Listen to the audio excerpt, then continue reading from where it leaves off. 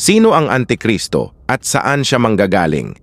Ipapakita ko ang isang petsa sa isang sinaunang clay tablet at isang nakatagong numero sa iba't ibang mga propesya sa Biblia na tumutukoy sa eksaktong araw na lilitaw ang isang pinuno sa mundo. Pagkatapos, ihahayag ko ang taong bumangon sa kapangyarihan sa araw na iyon at kung paano siya konektado sa Antikristo at sa huling panahon ng Babylonia. Kapag nakita mo ang katibayan na ito, malalaman mo na halos lahat ay naghahanap ng Antikristo sa maling lugar. Sa aklat ng pahayag, makikita natin ang paglalarawan ng dalawang lalaki na kumokontrol sa mundo sa katapusan ng panahon.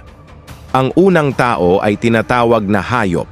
Makikidigma siya at magkakaroon ng kontrol sa buong mundo. Ang pangalawang tao ay tinatawag na huwad na propeta at gagawa siya ng mga himala na pinipilit ang lahat na tanggapin ang marka ng halimaw. Sino sa dalawang lalaking ito ang Antikristo? Sinasabi talaga ng Biblia na maraming Antikristo. At ang salitang Antikristo ay may dalawang bahagi, anti at Kristo. Ang anti ay maaaring nangangahulugang laban o kapalit ng, at Kristo ay nangangahulugang ang pinahiran na maaaring tumukoy kay Hesukristo o sa ibang pinahirang tao tulad ng isang hari o pari. Dahil ang dalawang lalaking ito ay gagawa laban kay Hesukristo, pareho silang magiging Antikristo. Gayunpaman, ang bulaang propeta ay magtuturo sa mga tao na sumamba sa pinuno ng daigdig na tinatawag na halimaw na parabang siya ay Diyos. Ang pinunong ito ng daigdig ay magsisilbing kahalili ni Kristo, nagsasabing naparito upang iligtas ang sanlibutan, kung paanong nakita ni Hitler ang kanyang sarili bilang tagapagligtas ng Germany. Kaya, kapag pinag-uusapan ng mga tao ang tungkol sa Antikristo, karaniwang tinutukoy nila ang taong ito na mamamahala sa sanlibutan. Saan magmumula ang tagapamahala ng daigdig na ito at kailan siya lilitaw? Nakakita tayo ng clue tungkol sa ang pagkakakilanlan ng pinunong ito sa 50 kabanata ng Jeremias.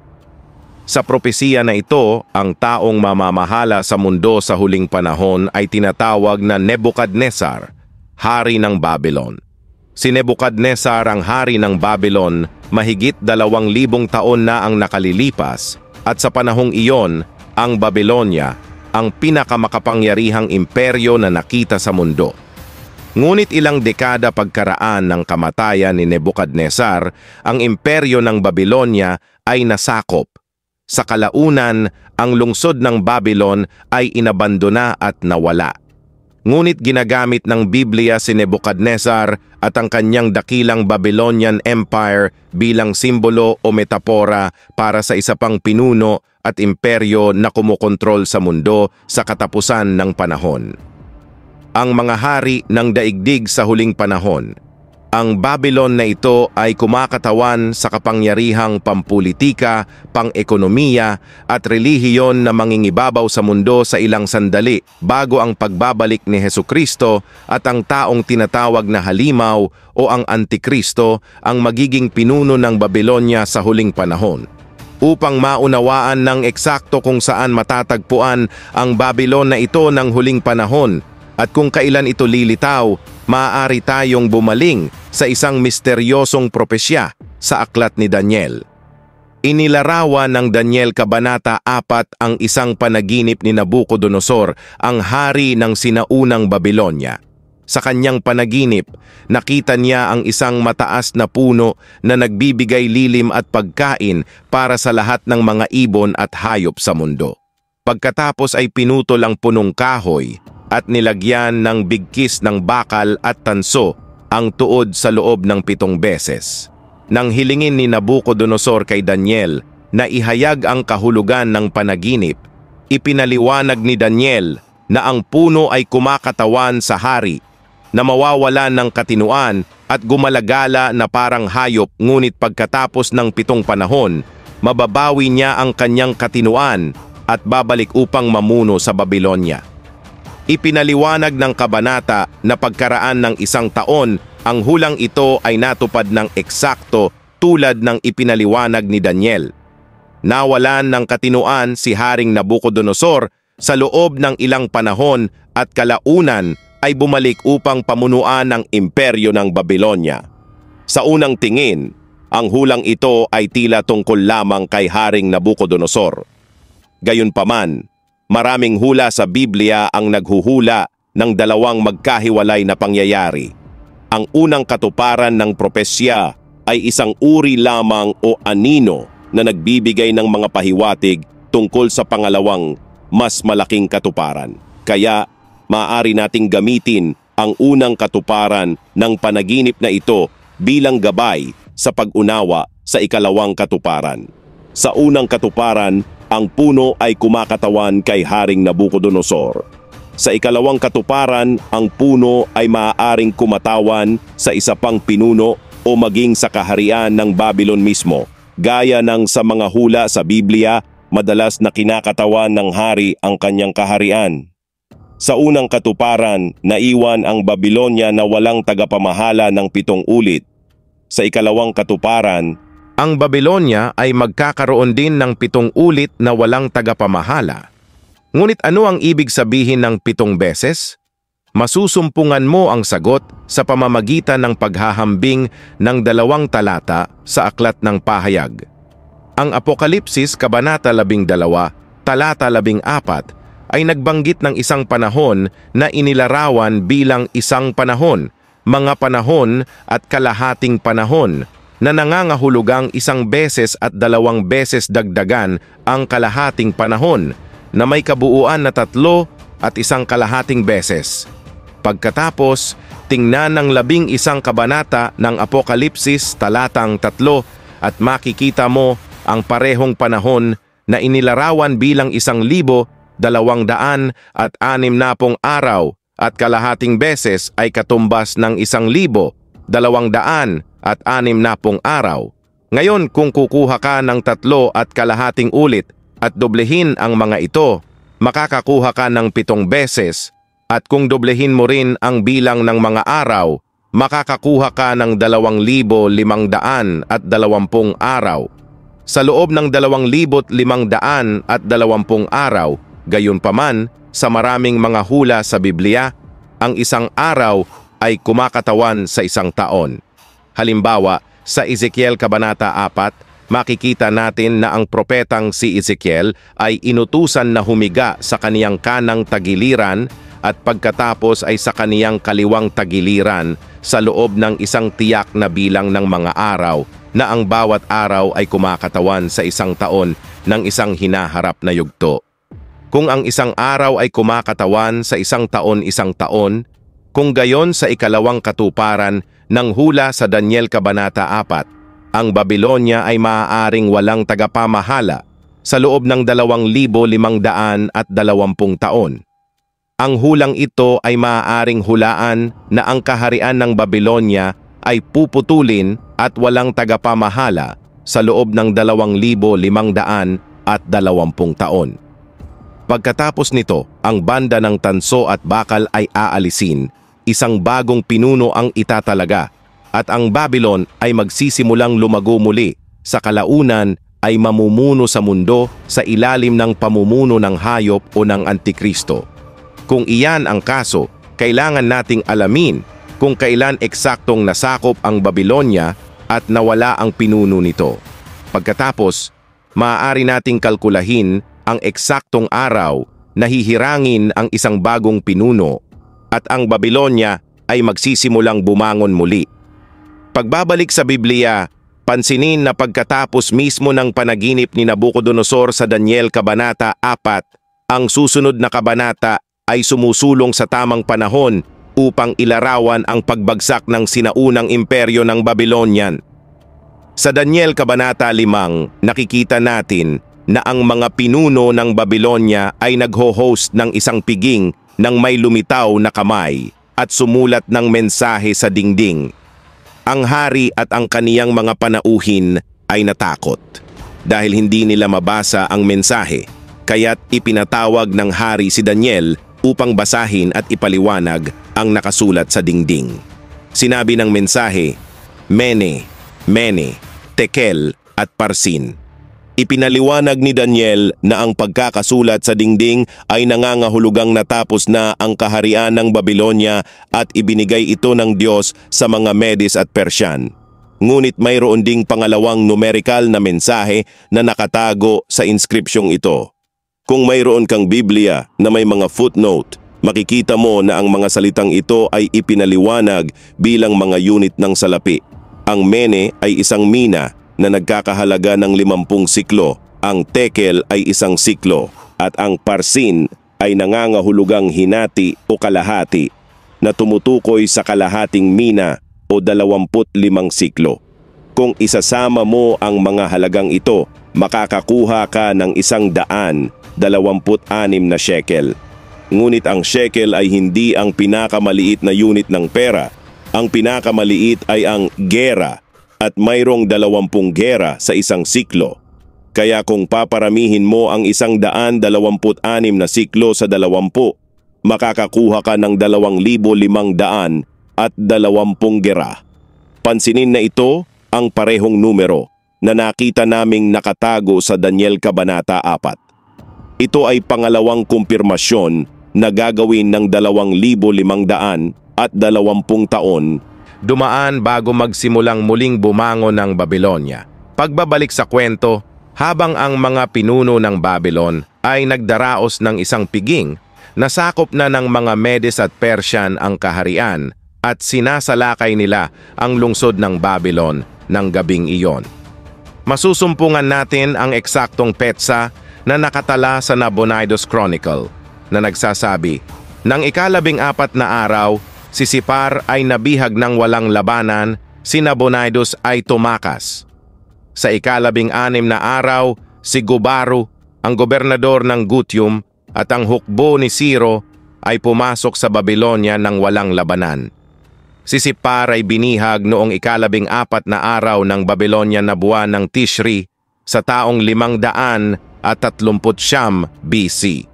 Pagkaraan ng 2 araw, ipinaalam ni Daniel sa mga pinuno ng Babylonia na ang kaharian ay naibigay na sa mga Medes at Persian at nang gabi ring iyon, bumagsak din ang lungsod ng Babylon.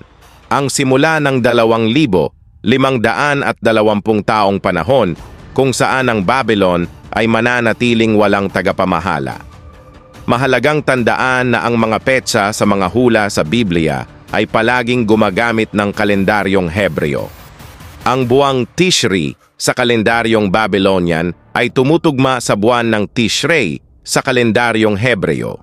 Kaya bumagsak ang lungsod ng Sipar noong 14 na araw ng Tishrei noong 539 BC at pagkaraan ng 2 araw, ipinahayag ni Daniel na ang kaharian ng Babylon ay naibigay na sa mga Medes at Persian.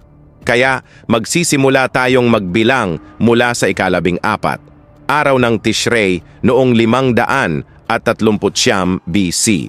Ang pagdaragdag ng 2,520 taon ay magdadala sa atin sa 14 na araw ng Tishrei noong 1982 na unang Oktubre sa kalendaryong Romano. Sa eksaktong araw na iyon, ang Chancellor ng Kanlurang Alemanya ay biglang pinalitan ng isang lalaking nagngangalang Helmut Kohl. Hindi ito nangyari sa isang halalan. Sa halip, ang bagong pinuno ay pinili ng German Parliament pagkatapos ng isang nakabubuo na boto ng walang pagtitiwala. Sa madaling salita, nagpasya ang mga pinuno ng gobyerno na pumili ng bagong chancellor nang hindi nagdaraos ng halalan. Ito ang tanging pagkakataon sa kasaysayan ng Aleman na ang isang pinuno ay napunta sa kapangyarihan sa ganitong paraan. Ang biglaan at hindi inaasahang pagtaas ba ng kapangyarihan ni Helmut Kohl noong Oktubre 1, 1982 ay pangalawang katuparan ng hula sa Daniel Kabanata 4. Isaalang-alang ang 3 katotohanan ito at magpasya para sa iyong sarili. Unang katotohanan, pagkalipas ng 8 taon, sa mismong araw na naluklok si Helmut Kohl sa kapangyarihan muling pinagsama ang silangan at kanlurang Alemanya sa ilalim ng kanyang pamumuno. Ito ay noong Oktubre 3, 1990 na tumutugma sa ika-14 na araw ng Tishrei sa Hebreo kalendaryo. Alam mo ba kung bakit orihinal na hinati ang East at West Germany? Sa unang digmaang pandaigdig, sinakop ng Alemanya at mga kaalyado nito ang malaking bahagi ng Europa. Pagkatapos muli sa ikalawang digmaang pandaigdig, pinangunahan ni Hitler ang Alemanya upang sakupin ang karamihan sa Europa. Pagkatapos ng dalawang digmaang ito, ayaw ng ibang mga kapangyarihang pandaigdig na pamunuan muli ng Alemanya ang Europa, kaya hinati nila ang bansa, binuwag ang militar nito at winasak ang marami sa mga pabrika nito. Ngunit noong 1990, muling pinagsama ang Alemanya ng taong tumaas sa kapangyarihan ng eksakto sa araw na hinulaan ng Biblia na muling bumangon ang Babylonia. Ikalawang katotohanan, si Helmut Kohl, ang pangunahing tagapagtaguyod para sa pagkakaisa ng mga bansa sa silangan at kanlurang Europa sa isang kapangyarihang pandaigdig. Isa siya sa 2 tao na bumalangkas ng kasunduan na nagtatag ng European Union, na nagtatag ng Euro bilang karaniwang pera ng Europa at nagbigay daan para sa mga bansang Eastern European na sumali sa European Union. Ipinahiwatig iyan ng hula sa Daniel Kabanata 4. Kapag ang bigkis ng bakal sa paligid ng tuod ng Babylon ay tinanggal, isang bagong puno ang magsisimulang tumubo mula sa parehong mga ugat. Kung titingnan mo ang kasaysayan, makikita mo na ang pinagmulan ng Europa ay bumalik sa Roma, Greece, at sa huli ay Babylon. Sa Biblia, ang Babylon sa mga huling panahon ay inilarawan bilang isang babaeng nakasakay sa isang hayop. Makikita mo ang parehong imahe ng isang babaeng nakasakay sa isang hayop sa reverse side ng ilang 2 euro coin, kung saan ang babae ay kumakatawan sa Europe. Tumulong si Helmut Kohl na pag-isahin ang Europa sa isang kapangyarihang pandaigdig na tinutupad ang hula na lilitaw ang isang bagong kapangyarihang pandaigdig mula sa mga ugat ng sinaunang Babylon. Ikatlong katotohanan, itinatag ni Helmut Kohl at ng kanyang mga kahalili ang Alemanya bilang nangungunang kapangyarihan sa Europa at nagsisikap na gawing nangungunang kapangyarihan sa mundo. Ano ang mga pagkakataon na ang pagkakasunod-sunod ng mga kaganapan na ito ay tiyak na magsisimula sa petsa na hinulaang libu-libong taon bago? Mula noong unang bahagi ng Oktubre, 1982, isang bagong kapangyarihang pandaigdig, isang bagong Babylon ang umuusbong sa Europa at karamihan sa mga tao ay walang kamalayan sa nangyayari. Ngunit ano ang tungkol sa Antikristo? Si Helmut Kohl ay nagretiro mula sa politika noong 2002 at pumanaw noong 2017. Hindi siya ang Antikristo sa katapusan ng panahon na mamamahala sa mundo. Ngunit ang kanyang paghirang sa eksaktong araw na hinulaang sa Daniel, Kabanata 4, ay tumutulong sa atin na maunawaan kung saan magmumula ang Antikristo. Ang Biblia ay hinuhulaan na ang isang lalaking tinatawag na hayop, na kilala rin ng ilan bilang Antikristo, mamumuno sa huling panahon ng Babylonia na lumalago sa Alemanya at Europa mula pa 1982. Tulad ni Hitler, ang taong ito ay maaaring ipinanganak sa labas ng Alemanya, ngunit sa kalaunan, magkakaroon siya ng kontrol sa Alemanya, Europa at sa buong mundo. Ngunit huwag mo lamang kunin ang aking salita para dito, nagbabala ang Biblia na magkakaroon ng maraming bulaang propeta sa mga huling araw. Ang isa sa mga bulaang propeta na ito ay magiging isang makapangyarihang pinuno ng relihiyon na gagana sa tabi ng hayop, gagamitin ng huwad na propeta na ito ang relihiyon para linlangin at kontrolin ang mga tao. Ang tanging paraan upang maiwasang mailigaw ng mga huwad na propeta ay ang buksan ng Biblia at tingnan kung ano ang sinasabi nito para sa iyong sarili.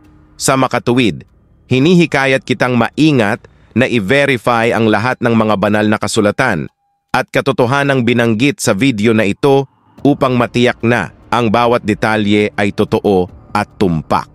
Ang isang bagay na makikita mo kapag napatunayan mo ang mga banal na kasulatan ay hindi partikular na sinasabi ng Biblia na ang hayop o ang huwad na propeta ay ang Antikristo. Ngunit hindi alintana kung sinong tao ang Antikristo, ang Biblia ay malinaw na nagsasaad na ang halimaw ay mamamahala sa mundo sa suporta ng bulaang propeta. Kaya, manatiling alerto para sa hitsura ng dalawang lalaking ito sa Europa. Kapag lumitaw sila, ano ang kanilang gagawin? Paano nila babaguhin ang Europa? At ano ang mangyayari sa Americas, Africa, Asia at Middle East? Anong papel ang gagampanan ng mga bansang tulad ng United States, Israel, Russia at India sa hula sa katapusan ng panahon? Mangyaring iwanan ang iyong opinyon sa paksa ng video sa mga komento, palaging iginagalang ang mga pananaw ng iba. Sana ay nagustuhan mo ang video. Kung nakita mong mahalaga ang nilalamang ito, mangyaring suportahan ako sa pamamagitan ng pag-subscribe upang hindi mo makaligtaan ang alinman sa aming mga paparating na video. Ibahagi ang video na ito sa pamilya at mga kaibigan, bigyan ito ng like at iwanan ang iyong mga saloobin sa mga komento. Nakakatulong ito sa video na maabot ang mas maraming tao. Sama-sama, mas maliliwanagan natin ang isipan at mapalawak ang ating pangunawa. Salamat sa iyong pagpunta dito at pagpalain ka nawa ng Diyos.